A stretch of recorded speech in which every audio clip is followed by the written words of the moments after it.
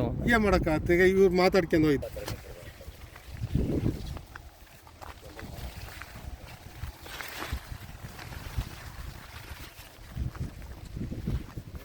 ನಮಸ್ಕಾರ ಸ್ನೇಹಿತರೆ, ಚಿತ್ರದುರ್ಗ ಟು ನಮ್ಮ ಹಿರಿಯೂರು ಹೋಗ್ತಕ್ಕಂಥ ನ್ಯಾಷನಲ್ ಹೈವೇ ನೀವು ನೋಡ್ತಾ ಇರ್ತೀರಾ ನೋಡಿ.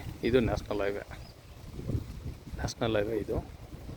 ಮತ್ತು ನೋಡಿ ಇಲ್ಲಿ ಬ್ರಿಡ್ಜ್ ಕಾಣ್ತಾ ಇದೆ, ಇದು ನ್ಯಾಷನಲ್ ಹೈವೇ. ಈ ನ್ಯಾಷನಲ್ ಹೈವೇಗೆ ಕೇವಲ ಒಂದು 300 ಮೀಟ್ರ್ ದೂರದಲ್ಲಿ ನೋಡಿ, ಇಲ್ಲಿ ತಾರ್ ರೋಡ್ ಒಂದು ಬರುತ್ತೆ. ಈ ಜಮೀನು ಪಕ್ಕದಲ್ಲೇ ಇಲ್ಲೊಂದು ತಾರ್ ರೋಡ್ ಬರುತ್ತೆ ನಿಮಗೆ. ಈ ತಾರ್ ರೋಡು ಇದು ನ್ಯಾಷನಲ್ ಹೈವೇ ನೋಡಿ, ವೆಹಿಕಲ್ ಹೋಗ್ತಾ ಇದೆ. ಈ ನ್ಯಾಷನಲ್ ಹೈವೇಗೆ ಒಂದು 300 ಮೀಟ್ರ್ ದೂರದಲ್ಲಿ 2.5 ಎಕರೆ ಪ್ರಾಪರ್ಟಿ, ತುಂಬ ಹೈ ಕ್ಲಾಸ್ ಪ್ರಾಪರ್ಟಿ. ಇದು ತುಂಬ ಅಂದರೆ ತುಂಬ ಚೆನ್ನಾಗಿದೆ. ಇದು ಎಕರೆ ಬಂದುಬಿಟ್ಟು 55 ಲಕ್ಷ ರೂಪಾಯಿ ಒಂದು ಎಕರೆ ಕೋಟ್ ಮಾಡ್ತಿದ್ದಾರೆ ಓನರು. ತುಂಬ ಚೆನ್ನಾಗಿದೆ ಪ್ರಾಪರ್ಟಿ.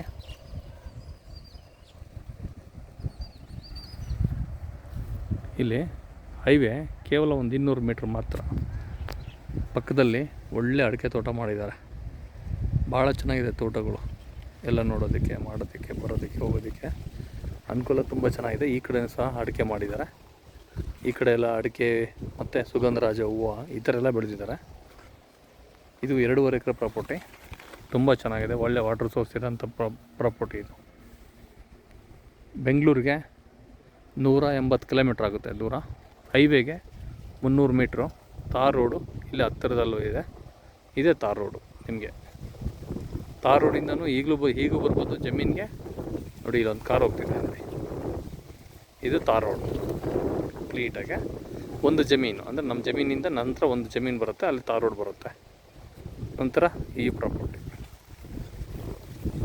ತುಂಬ ಚೆನ್ನಾಗಿದೆ ಪ್ರಾಪರ್ಟಿ. ಇದು ವಿಲೇಜ್ ರೋಡಿಂದ ನೇರವಾಗಿ ಜಮೀನಿಗೆ ಬರ್ತೀವಿ. ವಿಲೇಜ್ ರೋಡಿಂದ ಜಮೀನಿಗೆ ಬರ್ತೀವಿ. ಇದೇ ಜಮೀನು.